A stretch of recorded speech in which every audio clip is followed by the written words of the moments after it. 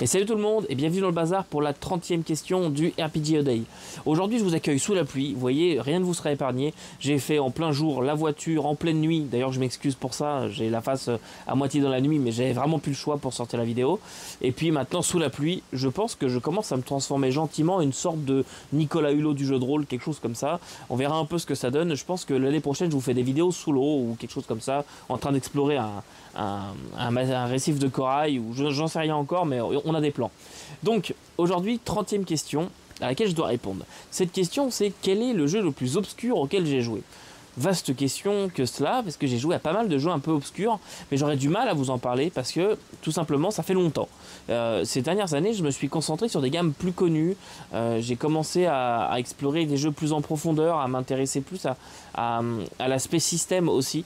À une chose dont je faisais moins attention il y a quelques années et en fait les jeux que j'ai majoritairement dans ma bibliothèque aujourd'hui sont des jeux je pense assez connus à quelques exceptions mais c'est des jeux auxquels j'ai joué très rapidement pour des one shots, des choses comme ça et donc je m'en souviens plus vraiment mais il y a un jeu auquel j'ai joué il n'y a pas si longtemps et qui est un peu obscur pour nous autres francophones. Il s'agit de Slay Industries. Je vous en ai glissé deux mots la dernière fois sur la vidéo Terminator, mais ce jeu il est édité par le même éditeur que Terminator, donc Nightfall Games. C'est un éditeur anglais et c'est un jeu anglais qui est pas mal connu en fait là-bas. C'est un petit peu leur Drakar Ordemoner de nos amis suédois. Mais c'est un jeu de cyberpunk qui se passe très loin dans le futur, sur une autre planète, donc on est vraiment dans un autre cadre, et généralement dans une ville qui s'appelle More City.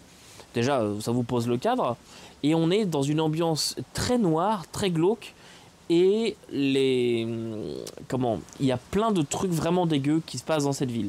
Rapidement, en fait, Slay Industries, c'est le nom de la compagnie principale. C'est comme si, pour un jeu Alien, je vous appelais Weyland Yutani le jeu. Bah, c'est pareil, donc là, c'est Slay Industries, et cette compagnie gère tout. C'est la Umbrella Corporation de toute la planète. En fait, elle gère la planète, tout ce que vous pouvez acheter, faire. Généralement, c'est eux qui vont le posséder. Il y a quand même des compagnies concurrentes, mais cette planète-là, elle est à eux. Et il y a tout un système aussi développé de voyages spatiaux et tout, qui étend un petit peu cet univers, mais majoritairement on va jouer sur la planète dont j'ai oublié le nom, je crois que c'est la planète Mort, et c'est More City de mémoire. C'est des souvenirs qui datent un petit peu, mais il y a quelques années, 2-3 ans je dirais.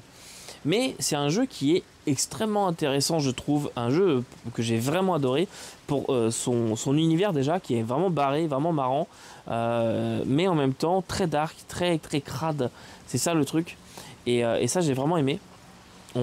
Quand je vous dis marrant, c'est par exemple, il y a des cochons carnivores qui vivent dans les égouts, voilà, on a ce genre de truc.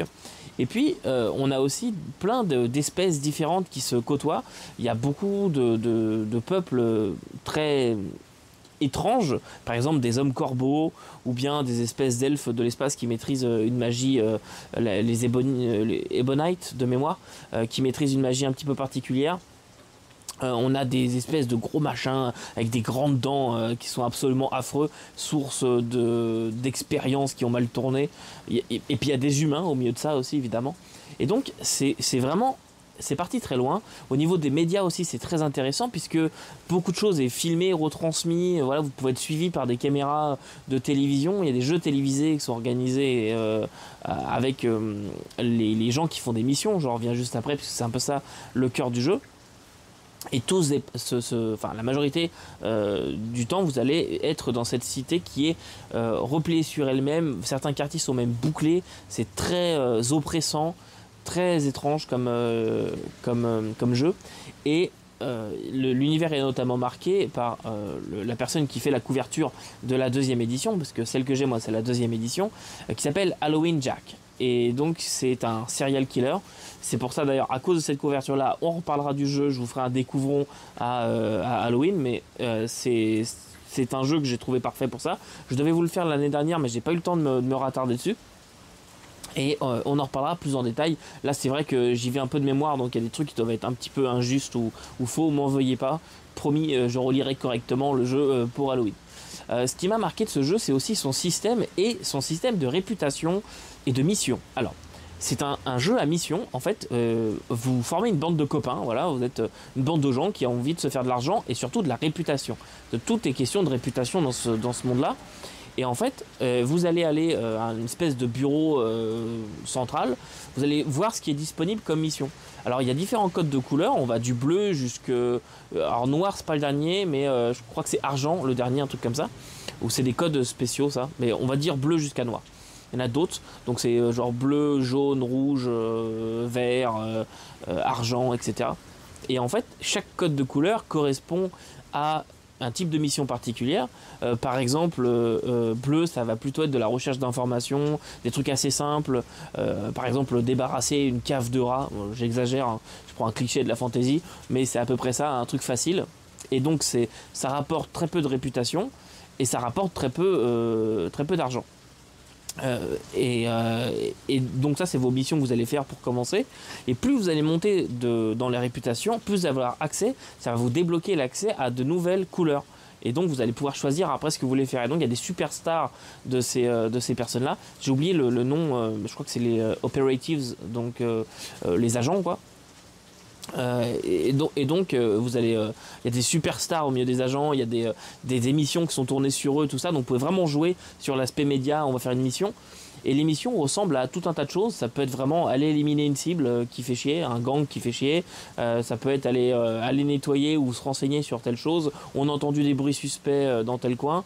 Et tout est imprimé, enfin dans le bouquin, ce qui vous est donné, il y a plein d'exemples qui vous sont donnés, sur des espèces de petites cartes, ce qu'on appelle les blueprints de mémoire, et c'est des petites cartes bleues, et donc dessus vous avez tout le détail. Et en fait, les scénarios c'est ça.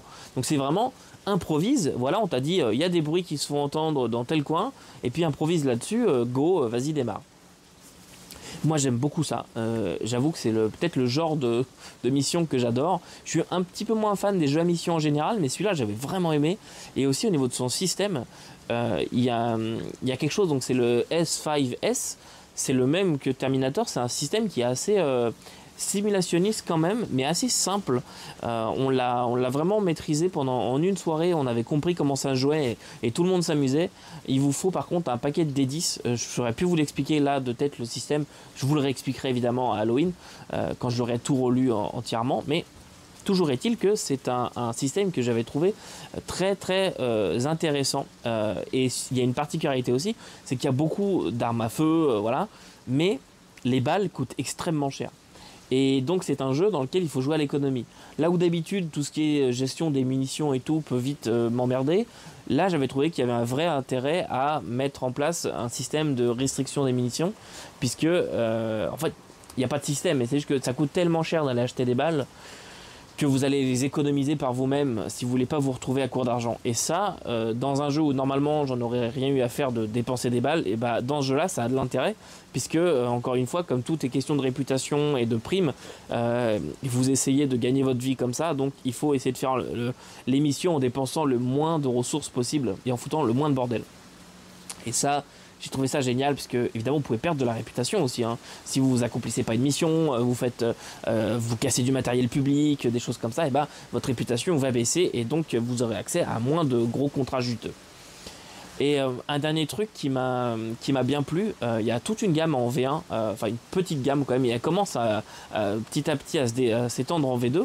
Il y a un supplément qui est sorti qui s'appelait Cannibal Sector, et donc c'est ça, il y a un quartier de la ville en bas, c'est une espèce de ville pyramide.